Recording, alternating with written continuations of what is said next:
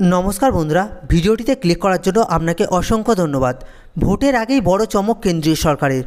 ই শ্রম কার্ড থাকলেই এবার কিন্তু অ্যাকাউন্টে পেয়ে যাবেন 5,000 টাকা।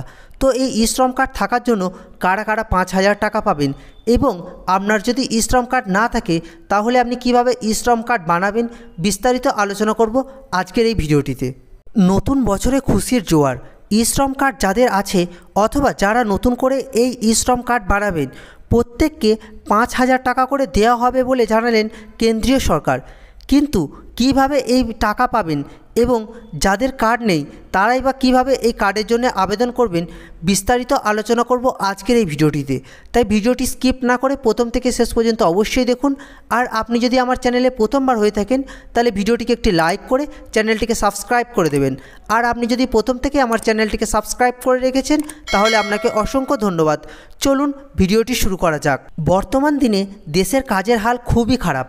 বিশেষ করে 2020 সালের অতিমারি করোনা ভাইরাসের পর থেকে দেশের বেশিরভাগ মানুষই কর্মহীন হয়ে পড়েছে এবং সাথে কর্মরত মানুষের আয়ের পরিমাণ অনেকটাই কমে গিয়েছে।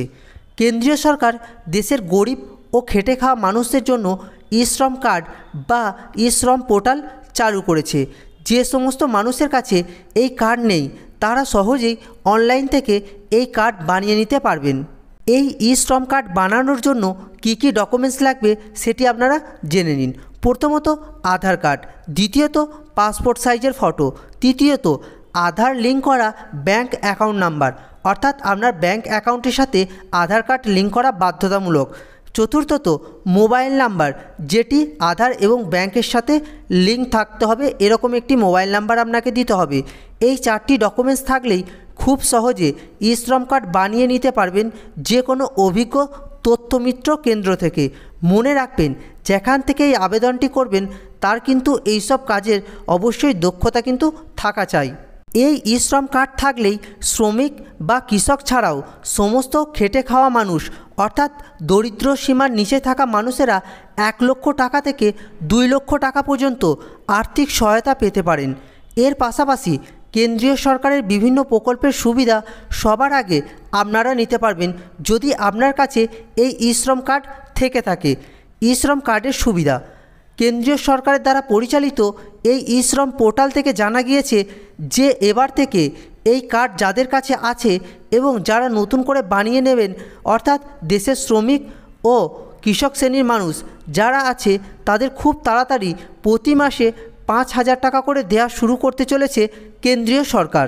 কিন্তু এই টাকা পাওয়ার জন্য অবশ্যই কিছু শর্ত রাখা হয়েছে এবং যে সমস্ত মানুষ এই শর্তের অধীনে আছে অর্থাৎ এই শর্ত পূরণ করতে সক্ষম শুধুমাত্র তারাই ই শ্রম কার্ড দিয়ে প্রতি মাসে 5,000 টাকা করে পাবেন।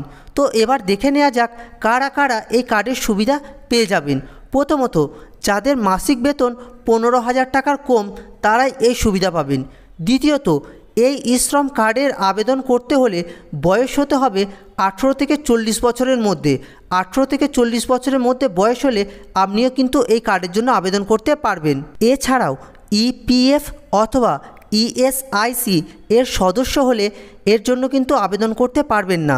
চতুর্থত আপনি যদি ইনকাম ট্যাক্স দিয়ে থাকেন তাহলেও কিন্তু আপনি এই কার্ডের জন্য আবেদন করতে পারবেন না এবং এর সুবিধা পাবেন না। তবে মনে রাখবেন এই টাকা পাওয়ার জন্য সবাই আবেদন করতে পারবেন, কিন্তু আবেদনকারীদের আগে অবশ্যই প্রধানমন্ত্রী অটল পেনশন যোজনাতে আবেদন করে থাকতে হবে।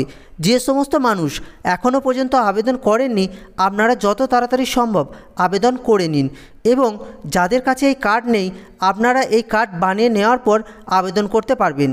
এই ছিল একটি আপডেট। যদি ভিডিওটি ভালো লাগে তাহলে অবশ্যই একটি লাইক করবেন এবং বন্ধুদের সাথে শেয়ার করবেন।